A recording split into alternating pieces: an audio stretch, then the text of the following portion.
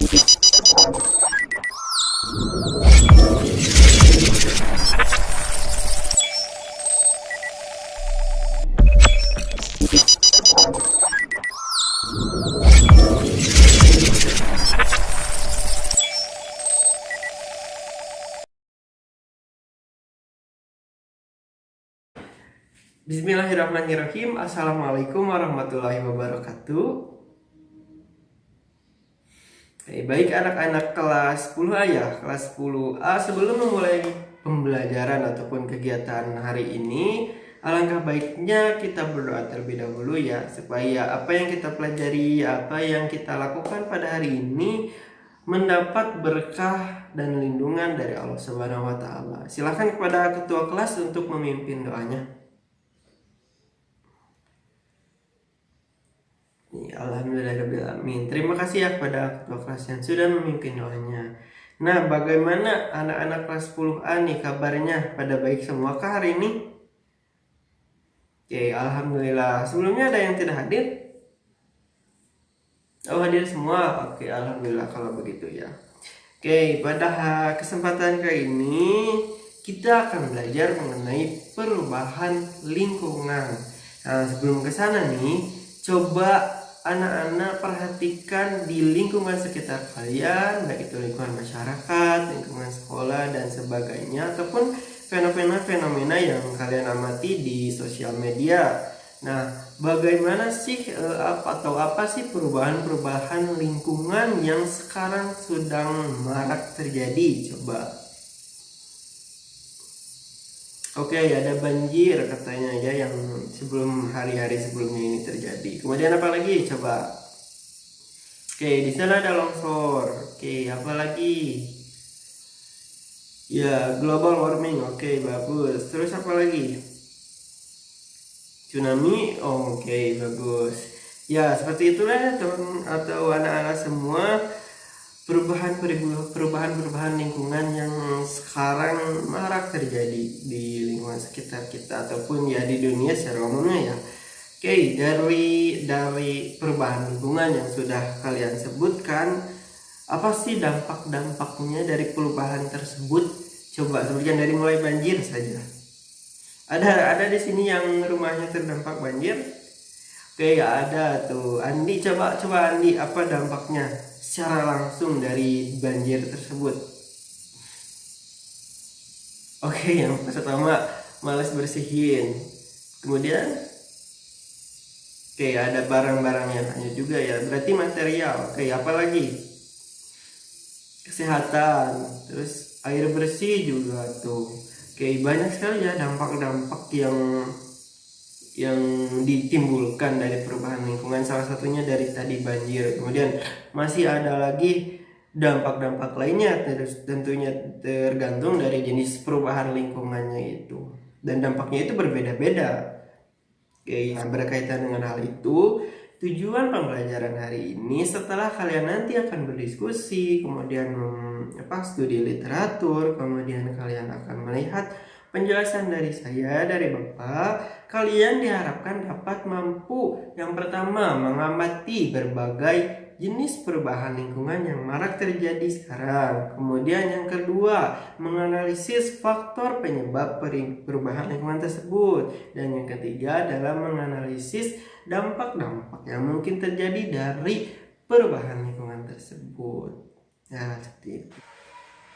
Pertama-tama mungkin Bapak akan menjelaskan terlebih dahulu mengenai basic atau dasar-dasar dari perubahan lingkungan sebagai bahan nanti kalian berdiskusi ya. Silahkan simak baik-baik. Oke, baik anak-anak kelas 10A. Sebelum berdiskusi, saya akan menyampaikan beberapa materi dasar berkaitan dengan perubahan lingkungan. Nah, sebelumnya coba kalian perhatikan gambar-gambar tersebut. Apakah peristiwa-peristiwa ini kalian pernah alami mungkin, ataupun kalian pernah melihatnya di media sosial, di televisi, atau media cetak, atau lain sebagainya? Nah, inilah contoh konkret dari perubahan lingkungan yang sekarang terjadi. Lingkungan hidup merupakan lingkungan fisik yang mengandung kehidupan serta proses yang terlibat di dalam aliran energi dan siklus energi.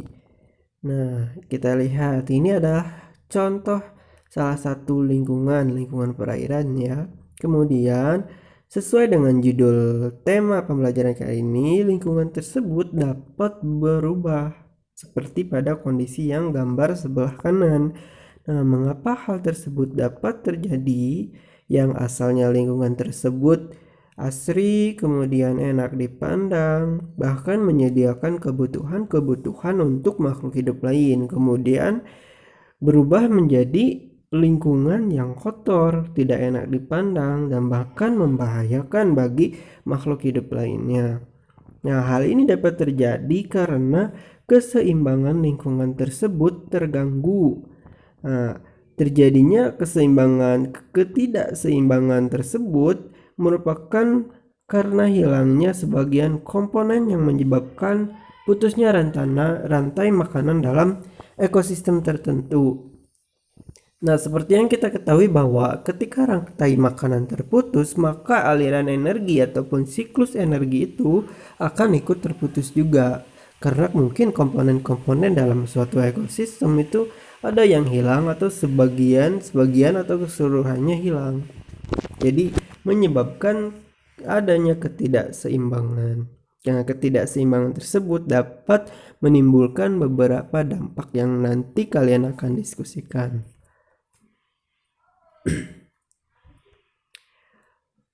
Nah, lingkungan yang ideal itu seharusnya memiliki daya lenting dan daya dukung yang tinggi seperti yang ditunjukkan pada gambar yang sebelah kanan. Sementara lingkungan yang tidak seimbang itu daya lenting dan daya dukungnya rendah.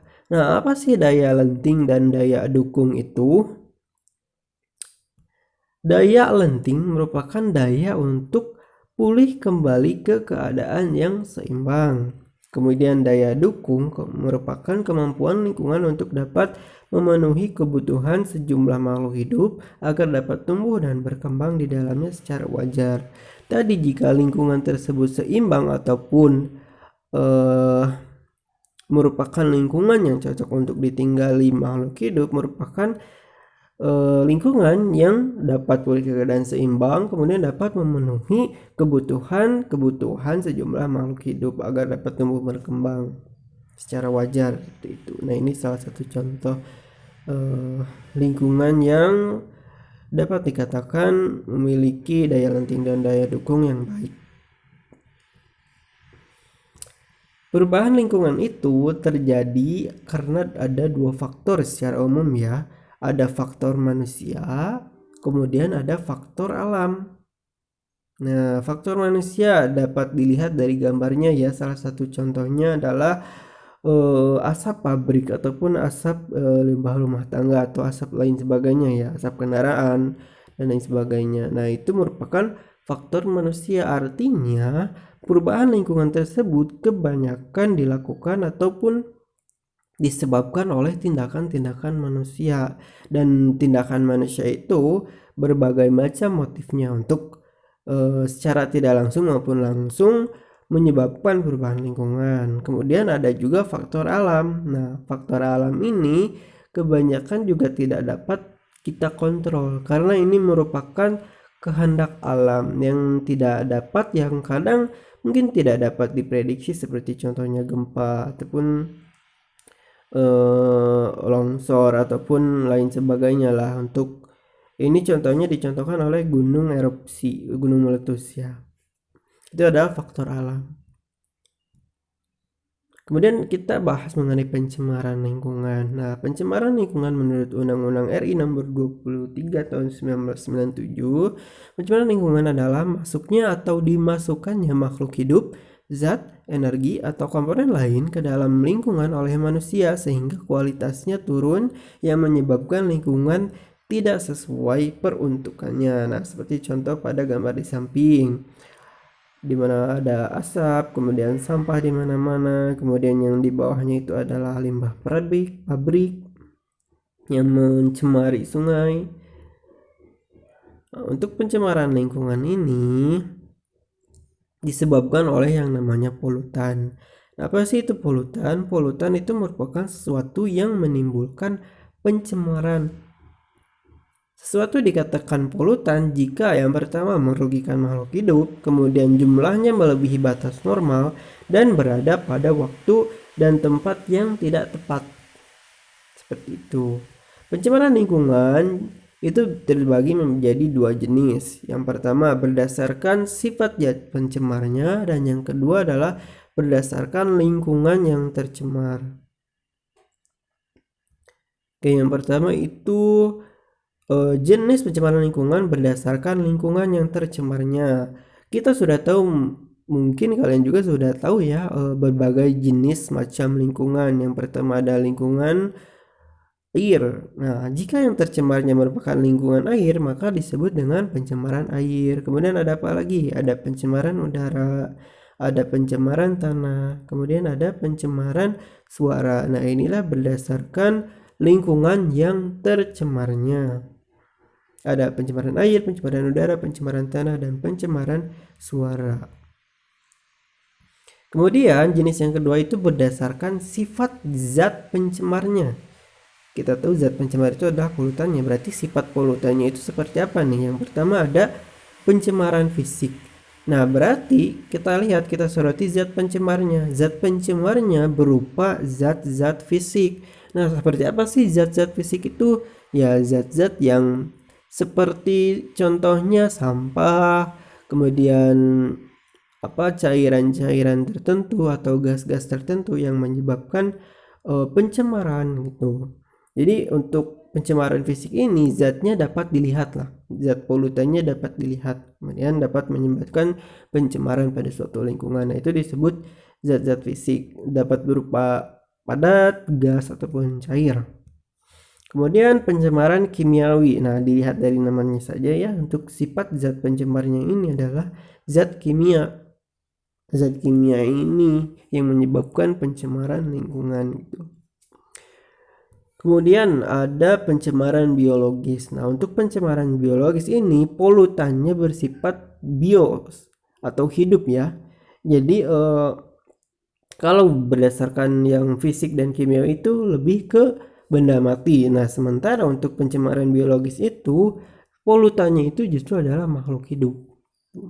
Contohnya adalah invasi spesies bakteri di lingkungan perairan apa gitu. Nah, itu merupakan salah satu contoh dari pencemaran biologis, di mana keberadaan suatu makhluk hidup justru menimbulkan ketidakseimbangan ekosistem, ketidakseimbangan lingkungan, akhirnya mengganggu siklus ataupun aliran energi.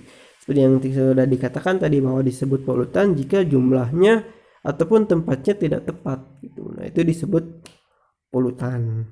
Nah, seperti itu untuk materi dasar mungkin dari perubahan lingkungan, dan di sini juga dijelaskan pencemaran lingkungan yang saling berkaitan antara keduanya.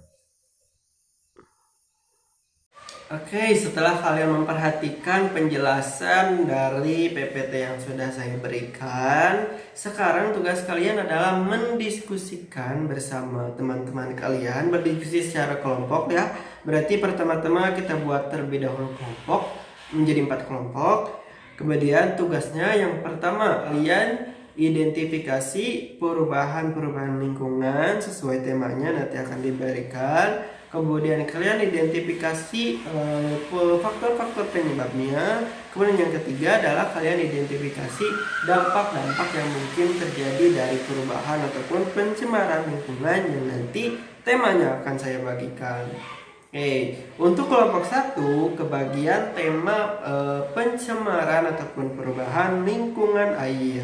Kemudian kelompok 2 kebagian perubahan ataupun pencemaran lingkungan udara. Kemudian kelompok 3 lingkungan tanah. Kelompok 4 suara ya.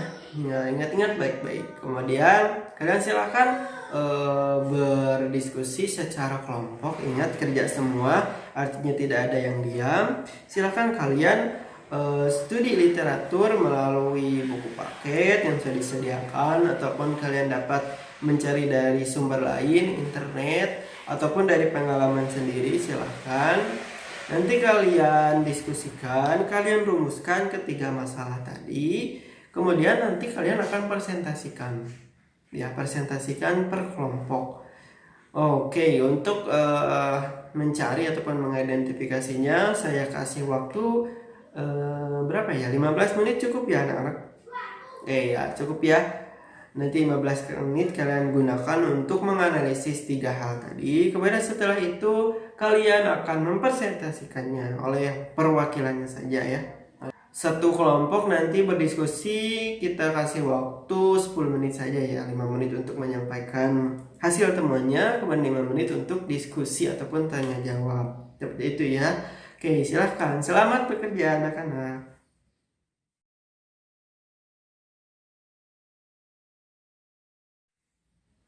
Oke, anak-anak sudah 15 menit, artinya waktunya sudah cukup untuk berdiskusi. Sekarang kalian waktu untuk mempresentasikan hasil temuan kalian kepada kawan-kawan yang lainnya. Silahkan dimulai dari kelompok 1 saja terlebih dahulu, kemudian nanti kelompok 2, kelompok 3, kelompok 4. Kemudian untuk yang lainnya, jikalau kelompok lain sedang melakukan presentasi, tidak ada yang berdiskusi di masing-masing kelompoknya, tidak ada yang membuat forum lagi. Soalnya kan kalian tidak membahas ataupun tidak mendiskusikan pencemaran lainnya. Jadi kalian harus mendengarkan dari kelompok yang lainnya. Nanti setelah itu, jika memang ada yang ditanyakan, silahkan kalian tanyakan kepada kelompok tersebut ya.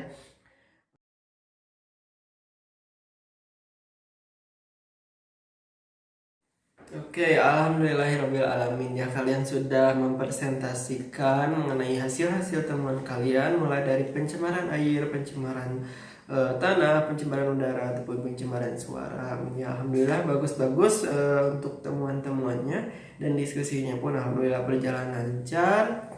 Mungkin kali ini saya akan menyoroti, ada tadi satu pertanyaan dari siapa ya tadi, itu dari Roni, yang menyatakan bahwa proses ataupun upaya untuk menyelesaikan perubahan-perubahan ataupun dampak-dampak yang terjadi ini selalu saja terbentur dengan kegiatan ekonomi ataupun terbentur dengan uang dan lain-lain sebagainya. Oke, saya perlu tekankan bahwa kalau kita hanya mengikuti ego kita untuk menguasai ataupun mengeksploitasi dari lingkungan untuk keperluan kita manusia saja ataupun keperluan pihak-pihak tertentu saja, itu sangatlah tidak dibenarkan apapun alasannya.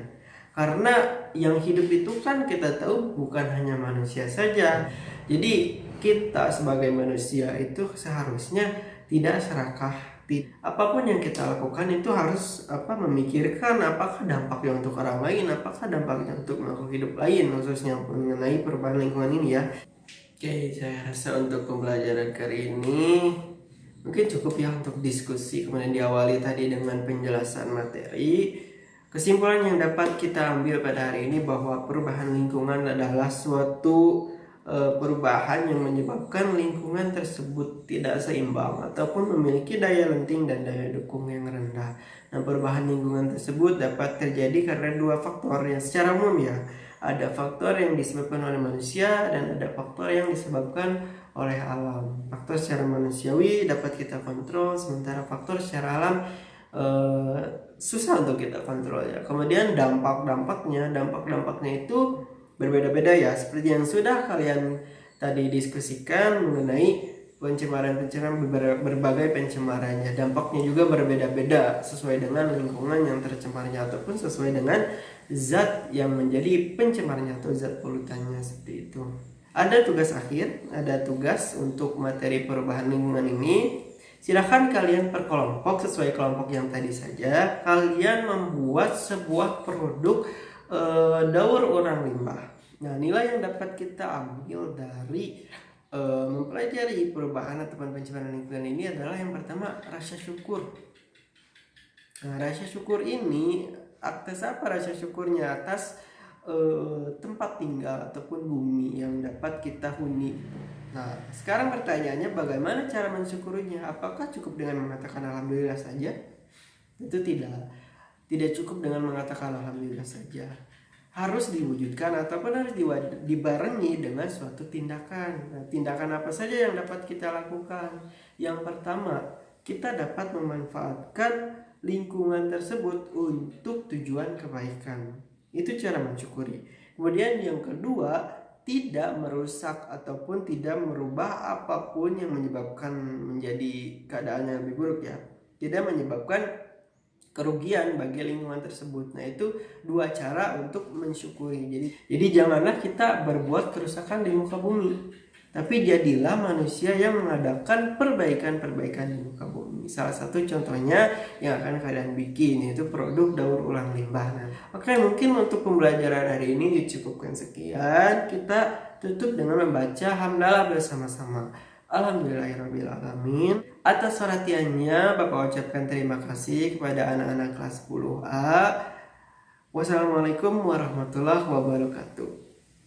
Sampai jumpa minggu depan di materi-materi berikutnya.